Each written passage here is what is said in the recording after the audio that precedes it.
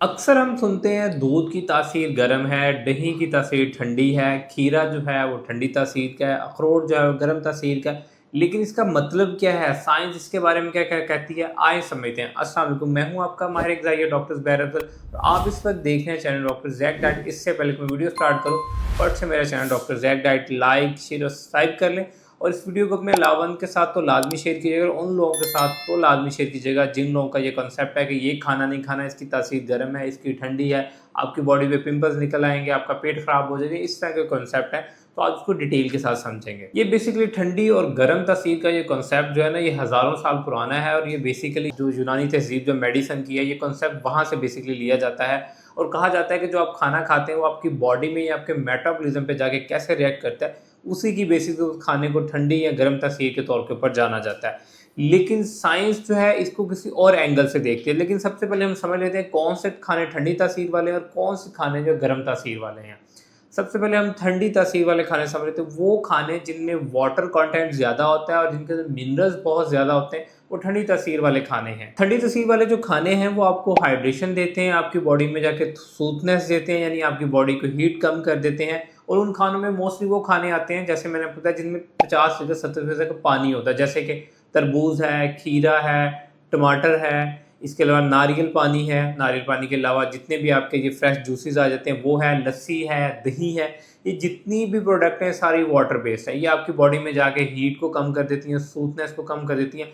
लेकिन साइंसी तौर के ऊपर आपकी बॉडी में जाके ये क्या काम करती हैं? ये बेसिकली आपकी बॉडी में जाके इन्फ्लेमेशन को कम करती हैं, आपकी गट को हील करती हैं। इसके साथ साथ ये आपकी बॉडी में जाके हाइड्रेशन को ऑप्टिमम लेवल पे लेके जाती हैं। इससे आपको ये फील होता है कि शायद आपको स्मूथनेस मिल रही है, आपकी बॉडी की हीट ख़त्म हो गई है या आपकी बॉडी हील अप हो गई है। इसके अलावा इन खानों में क्योंकि हाइड्रेशन लेवल बहुत ज़्यादा होता है, तो आप महसूस करते हैं कि आपकी स्किन भी ग्लो करना शुरू हो गई हुई है और इसके साथ साथ आपका यूरिन आउटपुट भी बढ़ गया, यानी आपकी बॉडी से जो फ्लूइड आउटपुट है वो ज़्यादा हो रहा है, क्योंकि एक साइड पे जब ज़्यादा पानी पीते हैं दूसरी साइड पे आपकी बॉडी से उतना यूरिन आउटपुट भी होता है। लेकिन अगर यही खाने आप बहुत ज़्यादा अमाउंट में लेते हैं तो आपकी बॉडी की डाइजेशन वीक हो सकती है, आपको बलगम हो सकती है, आपको खांसी हो सकती है। तो इसलिए मॉडरेशन में खाएँगे तो ये ठंडी तासीर वाले खाने भी आपको तंग नहीं करेंगे।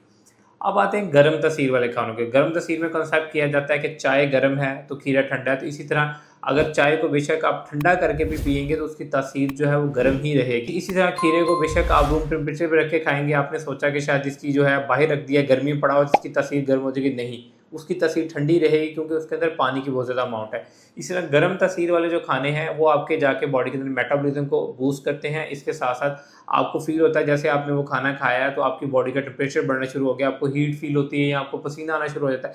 इसमें मोस्टली वो खाने हैं जैसे कि नट्स आते हैं, जैसे कि आलमंड्स है, पिस्ताशियोज़ है, ये इस तरह आपका रेड मीट आ जाता है, प्रोटीन की जितनी भी फॉर्म आ जाती है, चिकन, मटन, फिश, ये वो सारे खाने हैं जिनसे आपको लगता है कि आपकी बॉडी में जाके हीट प्रोड्यूस होती है या आप इनकी तस्वीर आपको लगता है गर्म है।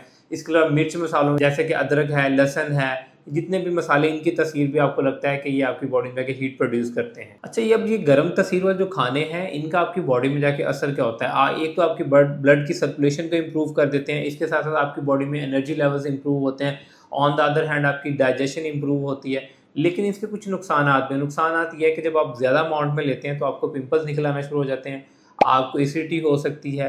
इसके अलावा आपको फ़ील हो सकता है कि हर वक़्त आपकी बॉडी का टेम्परेचर बढ़ रहा है। अच्छा, ये तो वो जनरल कॉन्सेप्ट था सारा जो इस वक़्त हमारे मुआशरे में पाया जाता है, जो यूनानी मेडिसिन भी कहती है इस खाने का तासीर ठंडी है, इसकी गर्म है। अब हम थोड़ा-सा इसको साइंस के एंगल से देख लेते हैं कि साइंस इसके बारे में क्या कहती है कि खाने की ठंडी या गर्म तासीर क्या होती है। साइंस बेसिकली इसको नाम देती है थर्मिक इफेक्ट ऑफ फूड।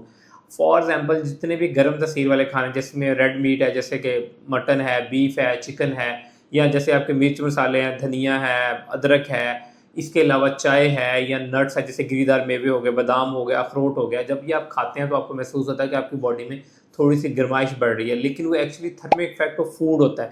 ये जितने भी खाने हैं इनका थर्मिक इफेक्ट ऑफ फूड जो है 10 से लेकर 20% होता है। इसलिए जब आप खाते हैं तो आपका मेटाबॉलिज्म थोड़ा सा बूस्ट होता है, ब्लड सर्कुलेशन इंप्रूव होती है और आपको लगता है शायद ये खाने आपकी बॉडी में आके हीट प्रोड्यूस करें, लेकिन वो नेचुरल हीट उस खाने की डाइजेशन में यूज़ हो रही होती है, उस खाने को डाइजेस्ट करने के लिए, हज़म करने के लिए यूज़ हो रही होती है। इटसेल्फ उसकी कोई तासीर गर्म या ठंडी नहीं होती।